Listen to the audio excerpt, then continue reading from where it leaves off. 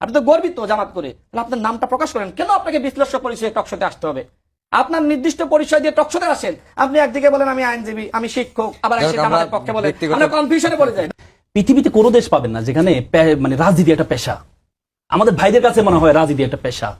আপনি দেখেন যতগুলো রাজনীতি যাচ্ছে, এদের কোনো নিজস্ব কোনো পেশা নেই। এর রাজনীতিও তো ওদের পেশা, এদের আয় ইনকাম সব কিছু। কি রে ভাই, আপনি তো পৃথিবীতে যত পেশা আছে আপনি পেশার তালিকা দেখেন, পেশার তালিকার মধ্যে কোন পেশার তালিকায় আপনি রাজনীতি পাবেন? রাজনীতি তো পেশা না। আপনি নিজস্ব একটা পেশা থাকবে, এরপরে আপনি রাজনীতি পছন্দ করতে পারেন, রাজনীতি দল করতে পারেন, কিন্তু আগে তো আপনার একটা পেশা লাগবে। আপনি যত দেখবেন সবাই নেতা, কিন্তু কারো কোনো পেশা নাই। জামাত শিবির এটা করেন, জামাত শিবির প্রত্যেকে একটা পেশা ওন করে, সে পেশায় মর্যাদা দিতে পছন্দ করে।